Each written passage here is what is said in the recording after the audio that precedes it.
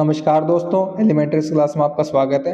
तो जैसे कि आप स्क्रीन पर देख सकते हैं, आज हम पढ़ने वाले हैं जो 4 टर्म्स आपको दिख रही हैं स्क्रीन पर, उनके बारे में, जो कि है transconductance, transadmittance, transresistance और ट्रांस इम्पीडेंस। चारों के बारे में आज की वीडियो में हम जानेंगे। तो वीडियो को शुरू करने से पहले मैं आपको एक बात बता देना चाहता हूँ कि हम बेसिक इलेक्ट्रॉनिक सब्जेक्ट को कवर कर रहे हैं। तो इससे पहले मैं काफ़ी वीडियो बना चुका हूँ और इससे आगे आने वाली वीडियो सभी को आप एक्सेस कर सकते हैं। चैनल पर आपको प्लेलिस्ट मिल जाएगी, वहाँ से आप सभी वीडियोज़ को देख सकते हैं। और भी सब्जेक्ट की आपको प्लेलिस्ट मिल जाएगी, वो भी आप देख सकते हो, वो भी आपके लिए काफ़ी यूजफुल रहेगी। तो चलिए शुरू करते हैं आज का topic, transconductance. Transconductance को हम रिप्रेजेंट करते हैं जीएम से, ठीक है, जिसमें जी क्या दिखाता है हमारा कंडक्टेंस को, और एम क्या दिखाता है म्यूचुअल कंडक्टेंस, म्यूचुअल को। तो म्यूचुअल कंडक्टेंस को ही हम ट्रांस कंडक्टेंस भी बोलते हैं, इसको आगे हम देखेंगे भी।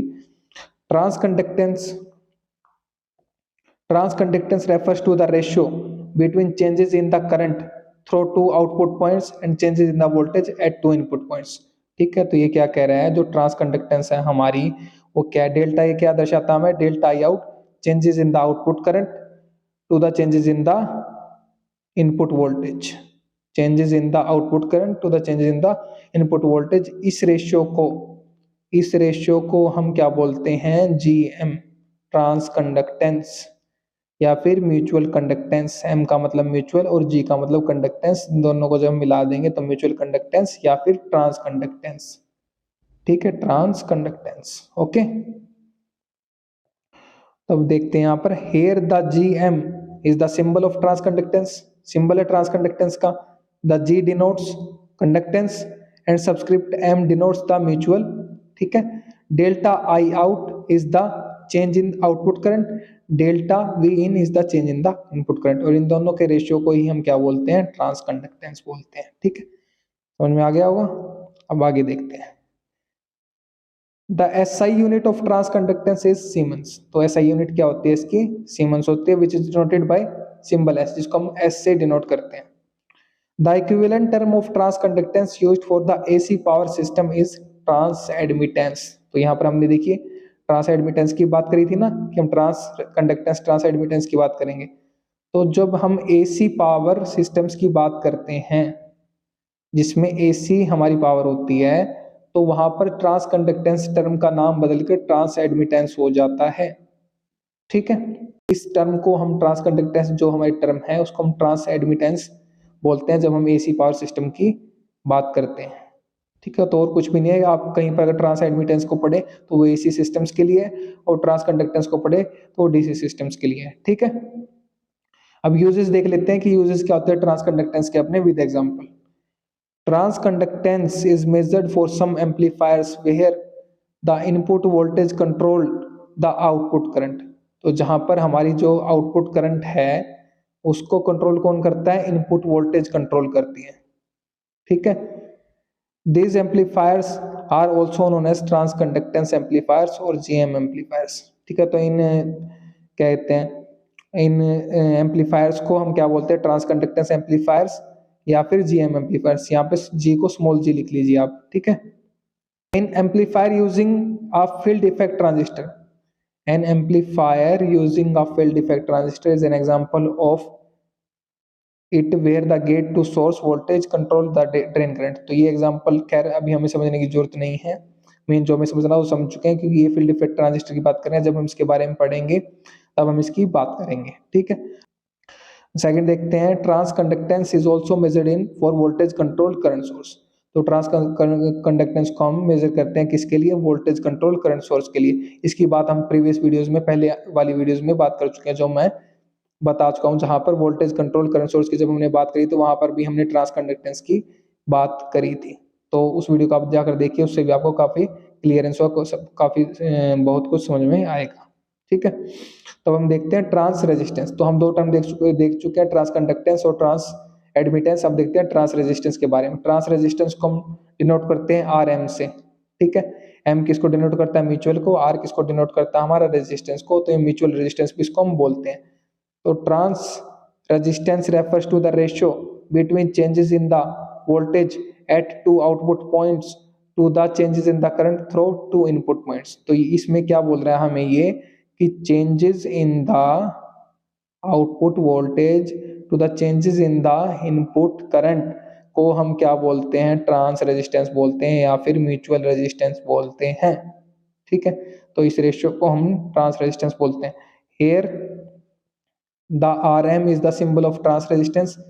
ठीक है, the R denotes the resistance, R resistance को डिनोट कर रहा है, and subscript M denotes the mutual. और जो सबस्क्रिप्ट है हमारा एम, वो किसको डिनोट कर रहा है, म्यूचुअल को डिनोट कर रहा है। ठीक है, delta we out is the change in the output voltage and delta I in is the change in the input current. तो जो डेल्टा वी आउट है वो डेल्टा की सिंबल की, डेल्टा सिंबल हमें दिखाता है क्या कि कुछ चेंज हो रहा है, change in the output voltage. तो change in the input voltage को हम क्या बोलते हैं, ट्रांस रेजिस्टेंस बोलते हैं। ठीक है, नेक्स्ट देखते हैं हम, the transresistance is measured in ohm. Transresistor को हम ओम में ही मेजर करते हैं, जैसे हम रजिस्टर को करते हैं, which is S I unit of it, जो इसकी एस आई यूनिट है। It is denoted by ohm के सिंबल से हम इसको डिनोट करते हैं। Actually the term transresistance is used for DC power systems. तो जो ट्रांस रेजिस्टेंस जो टर्म है हमारी डीसी पावर सिस्टम के लिए यूज होती है। When it comes to AC power system it is called transimpedance. तो जब हम एसी सिस्टम्स की बात करते हैं तो इसी टर्म को हम क्या बोल देते हैं, ट्रांस इम्पीडेंस बोल देते हैं। शुरू में हमने देखा था ना कि हम बात करने वाले transconductance, transadmittance, transresistance, transimpedance के बारे में। इन दो को तो हम कवर कर चुके थे, ट्रांस कंडक्टेंस को, ट्रांस एडमिटेंस को। ये डीसी सिस्टम्स के लिए बोला जाता है, ये एसी सिस्टम्स के लिए। और ट्रांस रेजिस्टेंस डीसी सिस्टम्स के लिए, ट्रांस इम्पीडेंस हमारा एसी सिस्टम्स के लिए। ठीक है, तो अभी हम कहाँ पर थे, एग्जाम्पल्स को देखते हैं अब हम, uses with examples. Transresistance is measured in some amplifiers where the input current controlled the output voltage. तो जो आउटपुट वोल्टेज है उसको कौन कंट्रोल करता है, इनपुट करंट कंट्रोल करता है। वहां पर हम ट्रांस रेजिस्टेंस की यूज की बात करते हैं। This amplifiers are also known as transresistance amplifier या फिर ट्रांस इम्पीडेंस एम्पलीफायर। तो इन एम्पलीफायर को हम ट्रांस रेजिस्टेंस या फिर ट्रांस इम्पीडेंस एम्पलीफायर भी बोलते हैं। A common example of it is when an operational amplifier is used by connecting its output to the inverting input with feedback path. तो जब हम ऑपरेशनल एम्पलीफायर की बात करेंगे या जब उसको पढ़ेंगे या फिर आप पढ़िए उसको, तो वहां पर आप इस एग्जाम्पल को यूज होता हुआ देख सकते हैं। ठीक है, ऐसे समझ में नहीं आएगा, लेकिन आप ये जरूर कह सकते हैं कि यहाँ पर यूज हो रहा है। Transresistance is also measured for the current control voltage source.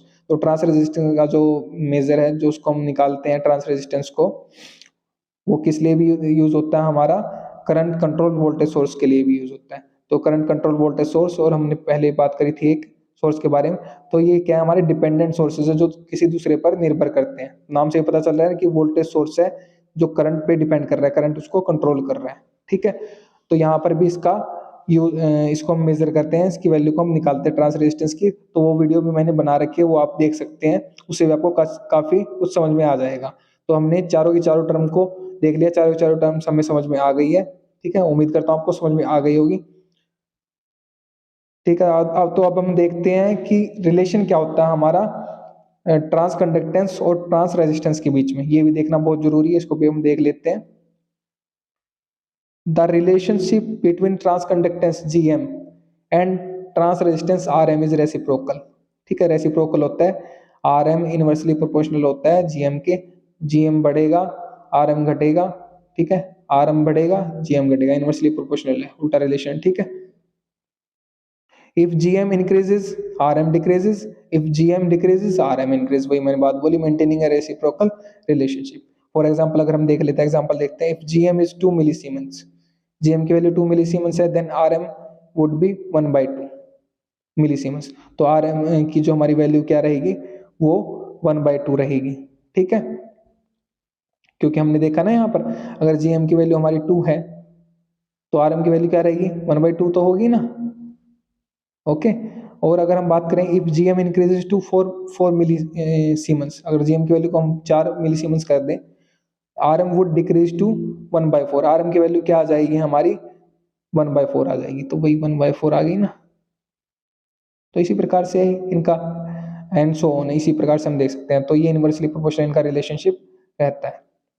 तो उम्मीद करता हूँ आपको समझ में आ गया होगा। तो पढ़िए और पढ़ाइए, अपने दोस्तों से शेयर कीजिए वीडियो को, ताकि उनकी भी हेल्प हो सके। अगर आप शेयर करें तो आप उनको पढ़ा रहे हैं, मैं नहीं पढ़ा रहा, आप उनकी हेल्प कर रहे हैं, मैं नहीं कर रहा। अगर आप चैनल पर नए हैं तो चैनल को सब्सक्राइब कर दीजिए, वीडियो को लाइक कर दीजिए, और एक अच्छा सा प्यारा सा कमेंट कर दीजिए अगर आपको वीडियो अच्छी लगी है तो। और हाँ, अगर आपको इसके नोट्स चाहिए तो वीडियो के नीचे डिस्क्रिप्शन में आपको लिंक मिल जाएगा, वहाँ से आप नोट्स को एक्सेस कर सकते हैं। मेरे साथ वीडियो में अंत तक बने रहने के लिए thank you so much again.